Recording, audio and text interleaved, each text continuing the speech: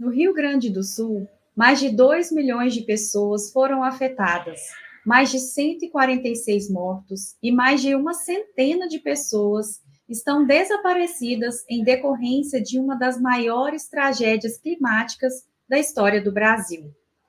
Como, de que forma e a partir do que? Hoje vamos matutar no nosso programa sobre crise climática e as emissões de CO2.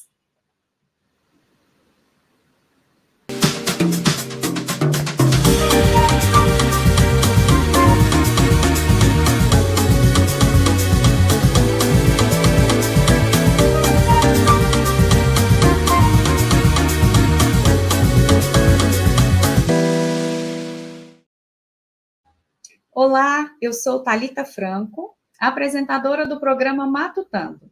Uma mulher de pele branca, tenho olhos verdes, cabelos cacheados que estão presos. Estou vestindo uma blusa branca. Ao fundo eu tenho uma cortina e uma parede na cor branca e uma estante com livros.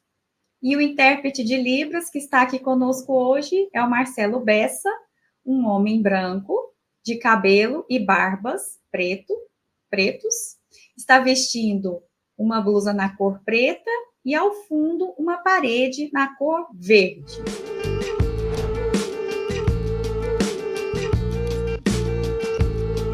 E para matutar sobre crise climática e as emissões de CO2, a nossa convidada é a professora Kalinka Martins da Silva, do Instituto Federal de Goiás. A professora Kalinka é mestre em economia pela Universidade Federal de Uberlândia e docente da área de economia do IFG Campus Lusiânia. E tá vendo esse QR Code disponível aqui na tela? Você pode clicar nele para ter acesso ao currículo Lattes da nossa convidada, caso deseje conhecer mais sobre os seus estudos e pesquisas. Professora Kalinka, seja muito bem-vinda aos diálogos do Matutando pela Ciência. É um prazer recebê-la aqui conosco hoje. E, professora, vamos começar citando o escritor, ambientalista e líder indígena Ailton Krenak, muito conhecido, ao explicar sobre as fronteiras do colonialismo e a crise climática. Ele disse o seguinte: a relação que resultou na crise climática é anunciada pelos povos originários americanos desde sempre. Para ele, é uma inteligência sensível de entender que tem coisas que precisam ficar estabilizadas no organismo da Terra. O colonialismo não entende fronteiras naturais, invade tudo furiosamente. E aí, professora Kalinka, diante dessa fala do professor Ailton Krenak, a gente te faz 3 perguntas para começar o nosso diálogo hoje. Qual é a origem da crise climática? E o que significa a sigla CO2? E, por fim, qual é a relação entre a crise climática e a emissão de CO2? Boa tarde, Thalita. Boa tarde a todas as pessoas que nos assistem. Aproveitar esse momento para expressar, meu pesar ao pessoal do Rio Grande do Sul e que nós, brasileiros, consigamos reconstruir, em tempo hábil o Estado e consigamos, no futuro, evitar, essas tragédias ambientais. Eu sou mulher, branca, olhos e cabelos escuros, na altura do ombro, com óculos preto e visto uma blusa bege com lenço colorido no pescoço. Atrás de mim tem uma estante, com livros e porta-retratos, certo? Então, Thalita, a crise climática é decorrência das mudanças climáticas. E as mudanças climáticas acontecem devido ao aquecimento global. E o aquecimento global acontece devido às emissões de gases do efeito estufa. O principal gás do efeito estufa é o dióxido de carbono, conhecido como CO2, O principal emissor de CO2 é a utilização de recursos fósseis. Então, com a era industrial e a utilização dos recursos fósseis, a Terra passa por um processo de aquecimento global, com possíveis, né, mudanças climáticas e acontecimentos, né, de crises climáticas sendo mais intensas com o aumento da temperatura da Terra. Para a gente ter uma noção, de 1850 a 2021, a Terra aumentou a temperatura em 1,7 graus Celsius. Esses dados, né, são do IPCC, o painel de mudanças climáticas da ONU. E no ano de 2023, conseguimos, né, chegar ao aumento da temperatura global em 1,5 graus Celsius. E juntamente, né, com o El Niño do ano de 2023, 2024, o El Niño sendo um evento natural, mas potencializado pelas mudanças climáticas, tivemos, né, ao longo de 2023 e 2024, crises climáticas ao longo do globo. E o Brasil, né, não passou despercebido essas mudanças climáticas, né? A gente teve no Centro-Oeste, no ano de 2023, um aumento, né, intensivo, né, das temperaturas, e agora, né, chegando, né, nessa catástrofe econômica, social, familiar e de perdas de vida no próprio Rio Grande do Sul, que chama atenção, né, para a população, para os efeitos, né, da crise climática, né? As consequências da crise climática são inúmeras, né? Como o aumento médio da temperatura da Terra, mudanças, né, dos ciclos da chuva, ela pode acontecer de forma mais intensa em curto espaço de tempo, como aconteceu no Rio Grande do Sul, ou em outros lugares a gente tem a ausência de chuvas. Temos o derretimento das calotas polares e o aumento do nível do mar, entre outras consequências que temos, né, dessas mudanças climáticas que desembocam em crises climáticas em períodos de tempo muito mais curto devido ao aumento da temperatura global. E, professora Kalinka, o entendimento a respeito da crise climática implica em refletirmos sobre a relação entre homem, natureza e capitalismo. Quais são as causas e efeitos do aumento da emissão de CO2 na atmosfera, considerando essa relação, essa intersecção entre o homem, natureza e capitalismo? Então, Thalita, o capitalismo intensificou o processo de urbanização, de industrialização e da agropecuária em larga escala. Todas essas atividades demandam mais recursos naturais. E o crescimento populacional, a gente tem uma pressão cada vez maior sobre os recursos naturais. Além, né, dos dejetos, né, dos resíduos da própria industrialização e da agropecuária, como os resíduos que contaminam os solos, a água e o ar. Então, sim, as mudanças climáticas, o aquecimento global, é decorrente das atividades humanas, principalmente após, né, a era industrial, após o capitalismo. Então, se ela acontece, né, por causa da atividade humana, somente as ações humanas, né, e uma união da comunidade internacional pode frear essas consequências. Lembrando que o aquecimento, ele é global e como consequência econômica e social, afetando todos os países e todas as populações de forma indiscriminada. Claro que os mais pobres, mais vulneráveis em países em desenvolvimento e países mais pobres têm menos condições, né, de adaptação e de adaptação das mudanças climáticas, mas o efeito é global e vem para todo mundo. E, professora Kalinka, esse diálogo ele é urgente, principalmente em decorrência da catástrofe, né, que atingiu o Rio Grande do Sul, que nós já mencionamos, e que por isso exige um entendimento sobre o desenvolvimento social e também sobre o meio ambiente. E é por isso que nós estamos matutando sobre crise climática e as emissões de CO2 com a nossa convidada, a professora Kalinka Martins da Silva. E agora nós vamos continuar o nosso diálogo com a participação dos estudantes do IFG no quadro Que Ciência?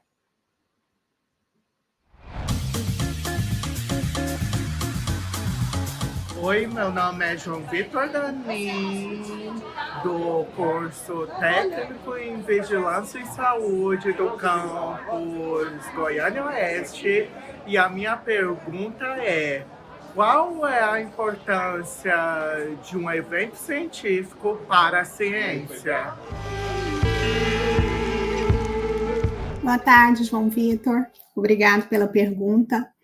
Os eventos científicos são importantes, né, para o desenvolvimento da pesquisa e conhecimento sobre o assunto, né, que está sendo estudado. E esse conhecimento, que possamos, né, utilizar esse conhecimento para prevenir ou mitigar as catástrofes climáticas. Por exemplo, os terremotos. O estudo dos terremotos, né, permitiram, não que a gente consiga identificá-los de forma antecipada, mas permite, né, que as áreas que são possíveis afetadas pelos terremotos, as populações se preparem com políticas de mitigação, que quando acontecer o terremoto, as perdas humanas, sociais e econômicas sejam menores. Então, isso é o conhecimento científico, a geração de estudo, conhecimento e a divulgação dos estudos e conhecimento para que possamos, né, mitigar os efeitos, né, das catástrofes climáticas. Bom, e nós também podemos contribuir com a temática deste nosso episódio através da indicação do livro intitulado Clima e Direitos Humanos, Vozes e Ações, do Ailton Krenak, que está disponível gratuitamente no site da Conectas, em www.conectas.org. Bom, e dando continuidade aos nossos diálogos, professora Kalinka, fala um pouquinho para a gente sobre o que você tem pesquisado com a seguinte temática: crescimento econômico e emissão de CO2 e a relação com a transição energética para a utilização de energias renováveis. Professora, quais são as análises e considerações dessa pesquisa? Então, Thalita, o meu estudo de caso dessa pesquisa é o Brasil, né? Então, o Brasil é o 7º maior emissor, né, de gases de efeito estufa, representando, né, 3% do total de emissões para o ano de 2019. Então, o Brasil, né, está nessa posição que não é muito positiva, como o 7º, né, emissor, né, de gases do efeito estufa. E o que mais chamou a atenção nessa pesquisa é a rubrica que se concentra essas emissões para o caso do Brasil. A principal rubrica é agropecuária e mudança de uso da terra. Esses dois juntos, para o ano de 2021, representam 74% das emissões do Brasil. Então, o que a gente tem? A gente tem a questão da mudança do uso da terra, principalmente pela questão do desmatamento, e a agropecuária, né, na questão da abertura de pastagens e abertura, né, de áreas para culturas, monoculturas, né. Então, diante desse fato, para a transição energética, né, o Brasil tem que apoiar, né, políticas públicas e empresariais para mitigar os efeitos deletérios dessa emissão. Ou seja, temos que reduzir nossas emissões, né, de gases do efeito estufa, porque temos compromisso com as mudanças climáticas e temos compromissos do Acordo de Paris, que foi firmado em 2015. O Brasil é signatário, né, do Acordo de Paris, que visa a redução até 2030 das emissões dos gases do efeito estufa. Então, o Brasil, por definição, né, por ser signatário do Acordo de Paris, ele tem que modificar a sua trajetória de emissão, né, de gases do efeito estufa. Para isso, né, as medidas empresariais e públicas que a gente tem que tomar para a redução da mudança de uso da terra é o aumento da fiscalização para zerar o desmatamento ilegal. O compromisso do Brasil é zerar o desmatamento ilegal até o ano de 2028, aumentando, né, a fiscalização. E outra questão bastante importante no Brasil é o cumprimento, né, da legislação ambiental e a não modificação dessas leis, né, porque a gente tem muita pressão, né, principalmente do setor agropecuário exportador, para modificar essas leis. Então, a gente tem que, como comunidade, né, manter, né, uma pressão sobre os nossos legisladores para manter essa legislação ambiental. E, além de manter, aumentar a fiscalização, né, da legislação ambiental para que possa cumprir, né, essa meta, né, do Brasil de zerar o desmatamento ilegal, principalmente na Amazônia e no Cerrado. Quanto à agricultura, a gente tem recuperação, né, de pastagens degradadas para diminuir a emissão de gases de efeito estufa e o sistema de rodízios de culturas, né?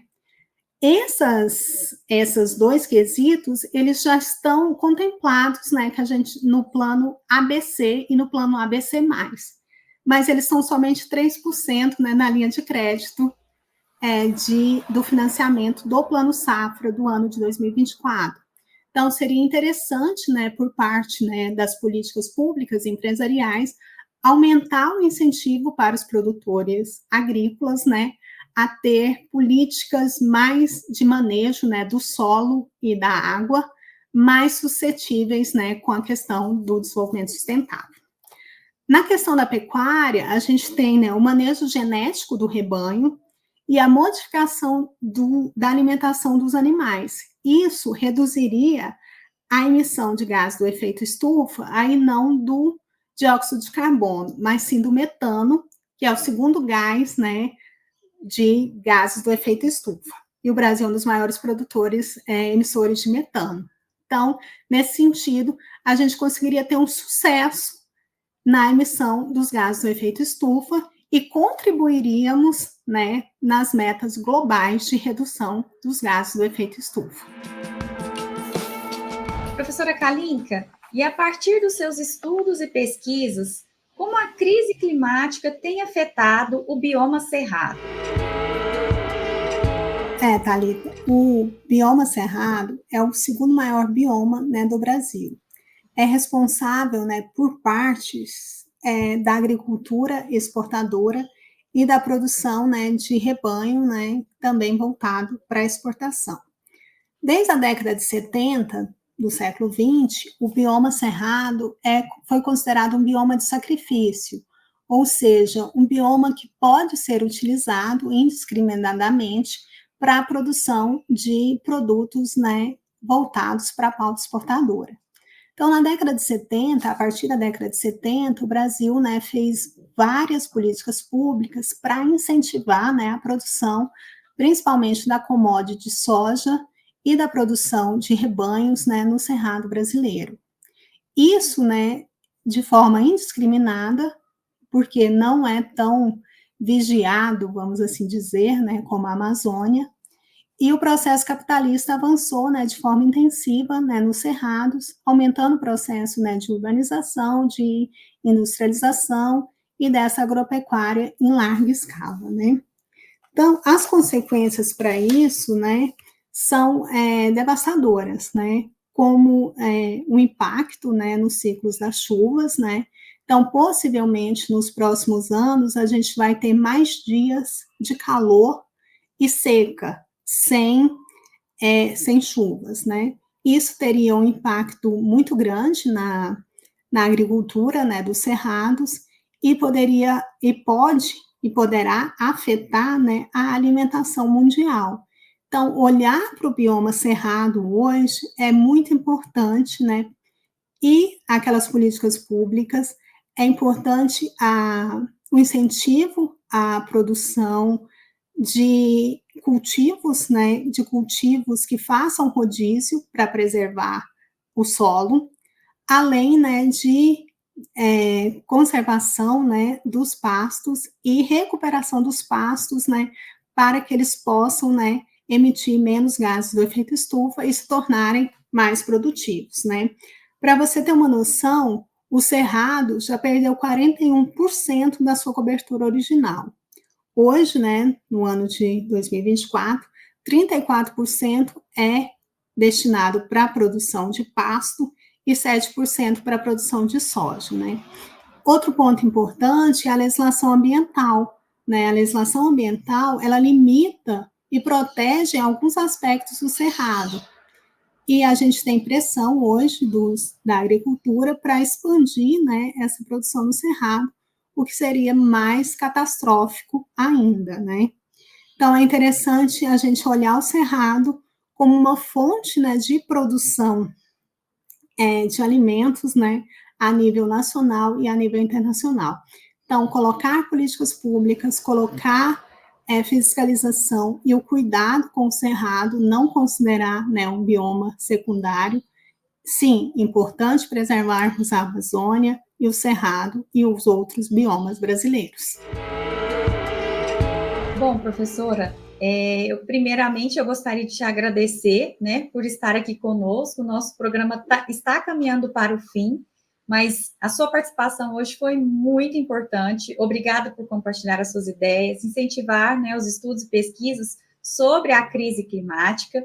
Mas antes de finalizar, eu gostaria de te pedir que fizesse uma indicação de uma produção cultural sobre essa temática que nós estamos conversando aqui no Matutando hoje.